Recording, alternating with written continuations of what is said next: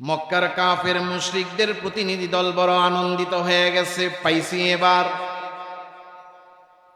মুহাম্মদ তো দুনিয়ায় কোনো শিক্ষকের কাছে পড়ে নাই, মুহাম্মদ দুনিয়ার কোনো লেখা পড়তে পারে না, কোনো শিক্ষকের কাছে পড়ে নাই, তাই এই 3 প্রশ্নের উত্তর মুহাম্মদের জানা থাকার কথা না।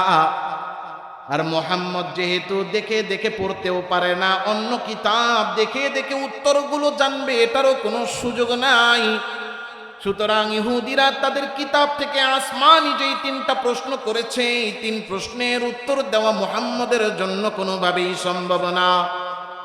আনন্দ চিত্তে তারা মক্কায় ফিরে গেছে, আর মক্কার সরদারদের কাছে যাইয়া বলে, ও মক্কার সরদারেরা, আমাদেরকে 3টা প্রশ্ন শিখাইয়া দেওয়া হয়েছে মুহাম্মদকে করার জন্য। কাফের মুশরিকদের দল দল বেঁধে এসে হাজির হয়ে গেছে নবীজির দরবারে।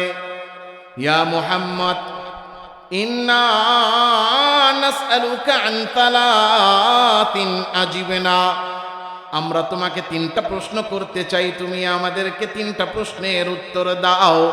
যদি এই 3 প্রশ্নের উত্তর তুমি দিতে পারো, বুঝে নিব তুমি সত্য নবী। আর যদি এই 3 প্রশ্নের উত্তর তুমি না দিতে পারো, তাইলে বুঝে নিব তুমি মিথ্যাবাদী। নবীজি বললেন, কি প্রশ্ন করতে চাও? সালুনি, প্রশ্ন করো। কাফের মুশরিকরা বলতে লাগলো, আখবিরনা আনিল ফিতয়ানিল্লাযীনা খারাজু মিন দিয়ারিহিম ওয়া কানা লাহুম শা'নুন আযীম।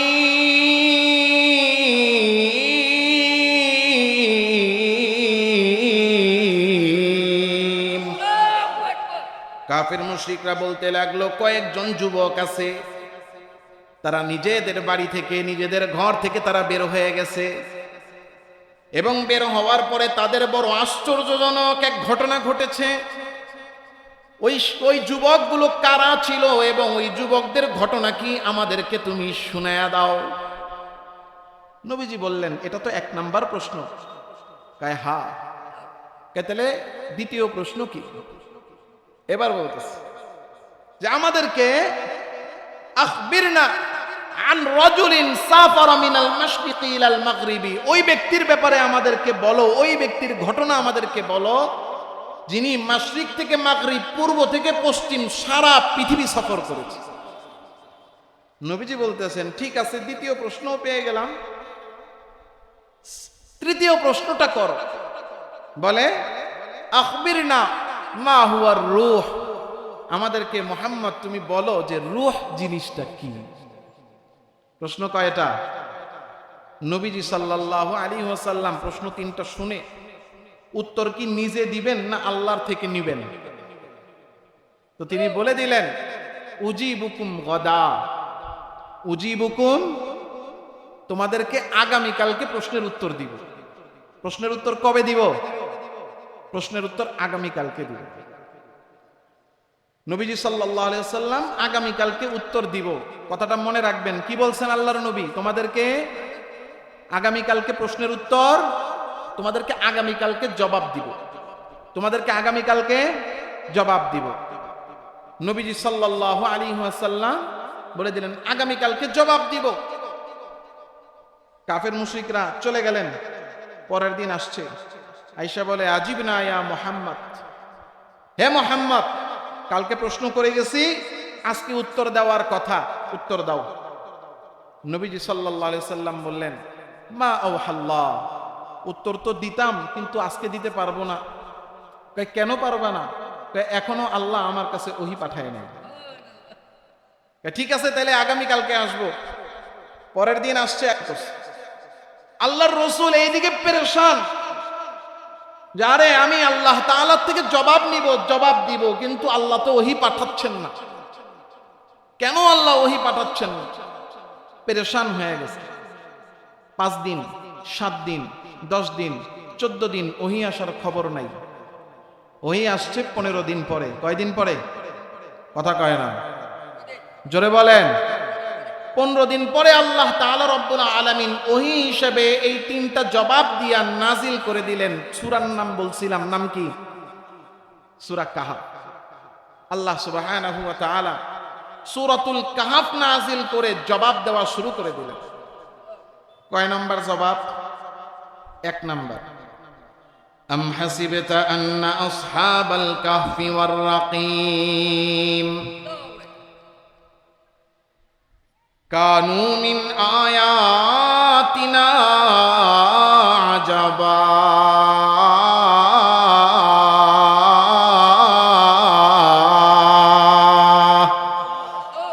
আল্লাহ তাআলা বলছেন ওরা তো যুবকের কথা বলেছিল, ওই যুবকদের নাম আমি আল্লাহ দিয়ে দিলাম আসহাবে কাহাফ। কাহাফের যুবক, তাদের সংখ্যা ছিল 7 জন। কয়জন? 7 জন যুবকের ঘটনা আল্লাহ বলা শুরু করলেন যে যেই যুবকদের ব্যাপারে ওরা জানতে চেয়েছিল সেই যুবক হলো কয়জন? 7 জন। কয়জন? 7 জন যুবক। আল্লাহ সুবহানাহু ওয়া তাআলা এই যুবকদের ঘটনা বলা শুরু করে দিলেন। কারা ছিল এই যুবক এবং তাদের কি ঘটনা? আল্লাহ সুবহানাহু ওয়া তাআলা বলতে লাগলেন যে তারা একটা দেশে বসবাস করত। নাহনু নাকুসু আলাইকা নাবাআহুম বিল হক ইন্নাহুম ফিতয়াতুন আমানু বিরাব্বিহিম। এমন একটা দেশে বাস করত যেই দেশের বাদশা, যেই দেশের রাজা ছিল মূর্তি পূজারী, নিজেও মূর্তি পূজা করত, সব জনগণকে মূর্তি পূজা করতে বাধ্য করত। নির্দিষ্ট পূজার দিনে সব নিজে মূর্তি বানায় পাশে বসে থাকতো আর সব জনগণকে সেই মূর্তিকে পূজা করতে বাধ্য করত। ওই দেশের মধ্যে 7 জন যুবকের অন্তরে ঈমানের নূর প্রবেশ করায়া দিলেন কে? ওয়ারাবাতনা আলা কুলুবিহিম ইয কামু فقالوا ربنا رب السماوات والأرض لن ندعو من دونه إلها لقد قلنا إذا شططا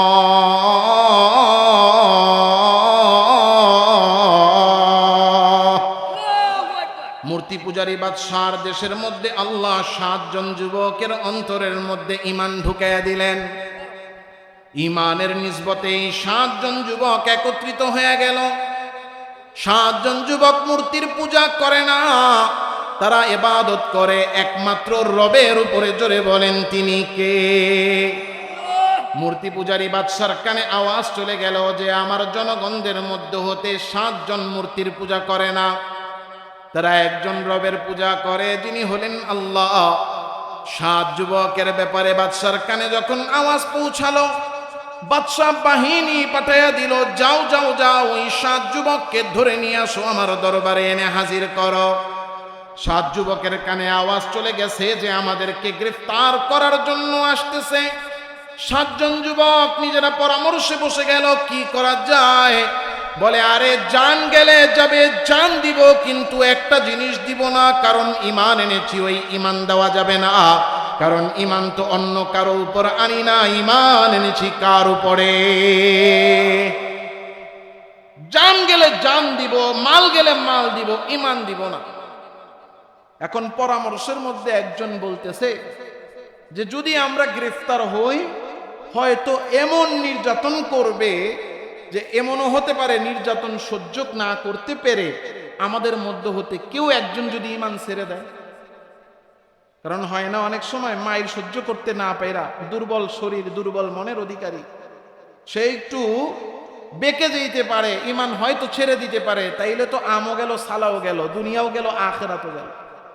কি করা? তাইলে এক কাজ করো, ঈমান বাঁচানোর জন্য ঘর ছেড়ে দাও। 7 যুবক সিদ্ধান্ত নিয়ে নিলেন।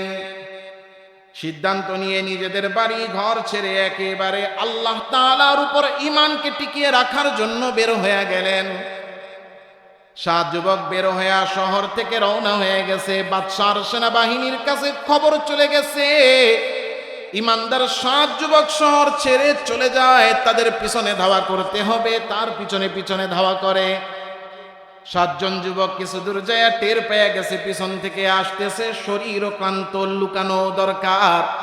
কোথায় লুকাবে, দেখে পাশে একটা গুহা দেখা যায়, গুহার মধ্যে ঢুইকা সে কানে লুকানো শুরু করলো। ইদ আওয়াল ফিতিয়াতু ইলাল কাহফি ফাকালু রব্বানা আতিনা মিন লাদুনকা রাহমাহ ওয়া হাইয়্ লানা মিন আমরিনা রাশাদা।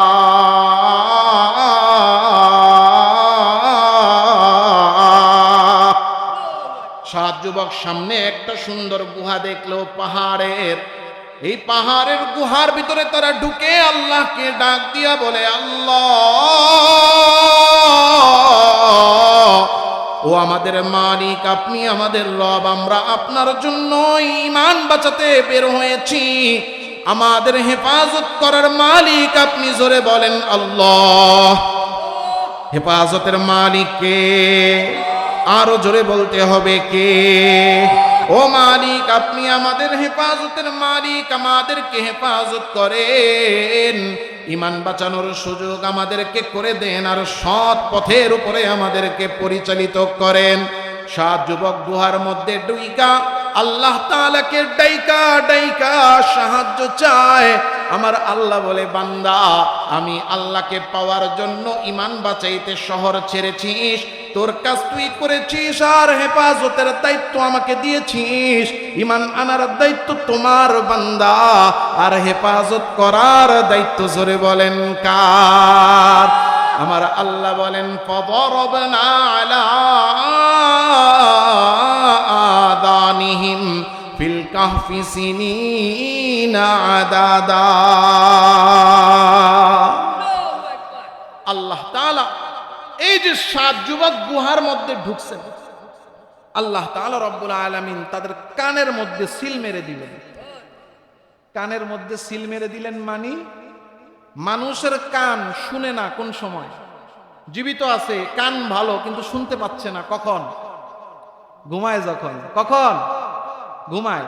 চোখ আছে, চোখ সুস্থ কিন্তু দেখে না কখন? ঘুমায়। ওই যে পোলাপান একজন আরেকজন রে দাদা জিজ্ঞাসা করে, কি জানি জিজ্ঞাসা করে যে কি খাইলে ক্ষুধা লাগে না? দুষ্টামি করে কয় না, খাইলে তো পেট ভরা, ক্ষুধা লাগবে কোথা থেকে? ঘুমাইলে চোখে দেখি না, বলে কি না? তো চোখ যখন ঘুমায় এই চোখ দেখে না, যখন ঘুমায় কান ভালো এরপর শুনে না। আল্লাহ তাআলা বলেন, কানকে বন্ধ করে দিলাম, শোনা বন্ধ করে দিলাম, মানে কান ভালো এরপর কান দিয়ে শুনতেছে না। আল্লাহ কানকে বন্ধ করে দিছেন, মোহর মারছেন, ঘুম পাড়াইয়া দিছেন। এমন এক ঘুম ঘুমাইছে, সালাসা মিয়াতিন সিনিনা ওয়াজদাদু তিসআ। আল্লাহ বলতেছেন, এই এক ঘুমে আমি আল্লাহ 309 বছর পার করে দিচ্ছি। ঠিক আছে নি? না ভুলিছে? সালাসা মিয়া সিনিন 300 বছর, ওয়াজদাদু তিসআ, আরো অতিরিক্ত 9। কয়শো 9? 309 বছর ঘুম পাড়াইয়া দিছেন কে? আল্লাহ। এবার বলেন, 309 বছর হায়াত পাওয়া সম্ভব? 309 বছর ঘুমানো সম্ভব? একটা না, এক ঘুমে 309 বছর পার করে দিছে। এটা তো সকালবেলার 2টা পরোটা খাওয়ার সমান ঘটনা না? আশ্চর্য ঘটনা, কথা কয় না? এই ঘটনায় এসে জিজ্ঞাসা করছে ইহুদিরা, আল্লাহ তাআলা রব্বুল আলামিন প্রশ্নের উত্তর দিয়া দিছেন। উত্তর পাওয়া গেছে নাকি যায় নাই? উত্তর পাওয়া গেল। এবার আসেন দ্বিতীয় প্রশ্ন। কি প্রশ্ন করছে? আখবিরনা আন রাজুলিন সাফারা মিনাল মাশরিকি ইলাল মাগরিব। আমাদেরকে এমন একজন ব্যক্তির কথা বলেন যিনি পূর্ব থেকে পশ্চিম সারা পৃথিবী সফর করেছে। আল্লাহ তাআলা রব্বুল আলামিন ওই প্রশ্নের জবাবে বলা শুরু করলেন, ওয়ায়াসআলুনাকা আন দিল কারনাইন।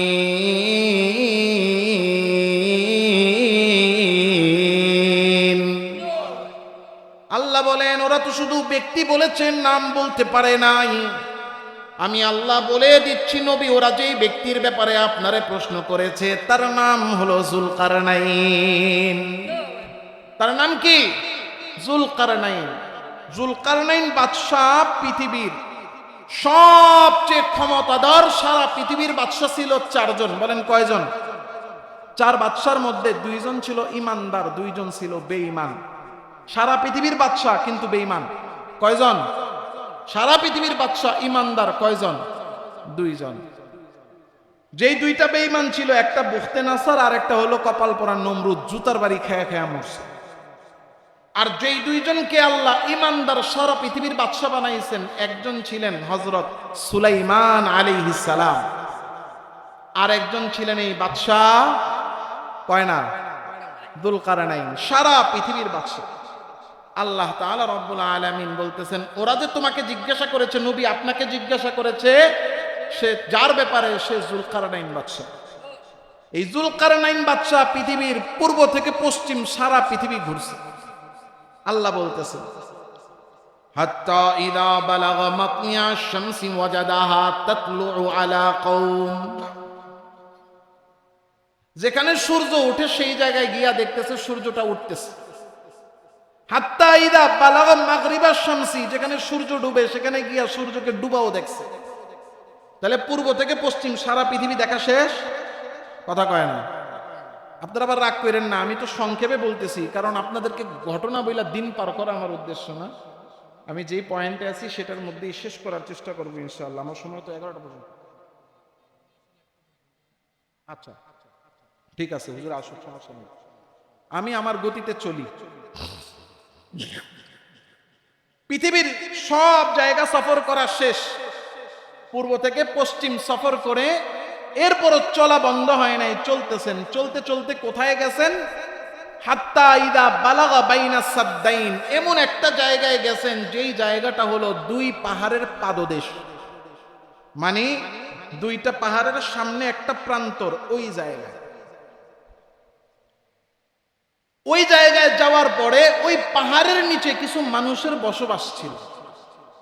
এই মানুষগুলো এসে যুলকারনাইন বাদশার কাছে অভিযোগ করতেছে। কি করতেছে? কথা বললে আমার ভুল হয়, জরুরি কিছু আমাকে বলার থাকলে স্লিপ দিয়ে দিন, তাহলেই হবে। বাদশার কাছে আয়েশা, এই কয় পাহাড়?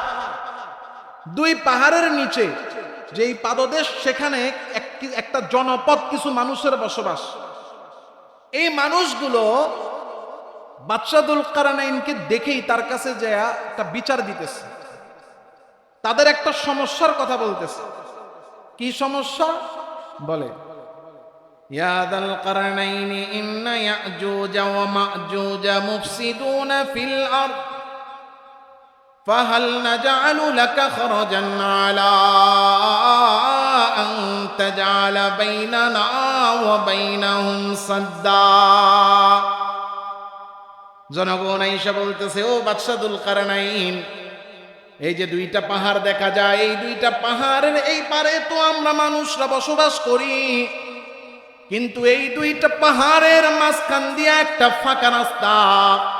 ওই দুই পাহাড়ের অপর প্রান্তে একটা জাতি থাকে, যেই জাতির নাম হলো ইয়াজুজ মাজুজ।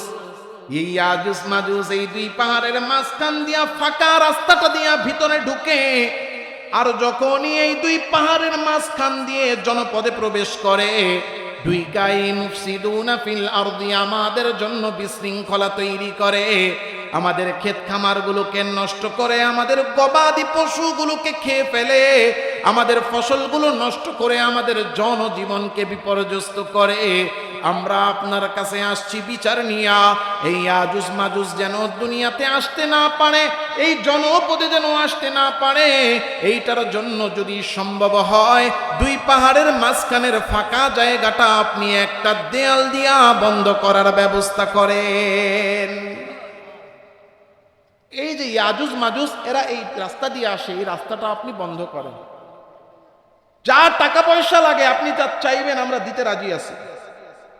হযরত যুলকারনাইন বললেন, মা মাক্কান্নি ফিহি রাব্বি খাইর, তোমাদের কাছ থেকে আমার চাওয়ার নেওয়ার পাওয়ার কিছু নাই, কারণ আমার যা দরকার তার চেয়েও বেশি দিয়ে রাখছেন কে?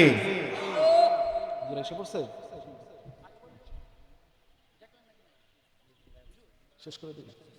আচ্ছা ঠিক আছে ইনশাআল্লাহ। যতটুকু শুনলাম, মূল আলোচ্য বিষয় ছিল হিংসা থেকে বেঁচে থাকা। এই যে প্রশ্নগুলোর উত্তর দেওয়া হয়েছে ইহুদিদেরকে, এ থেকে ইহুদিরা বুঝছে না যে মোহাম্মদ সত্য নবী? বুঝছে কিনা?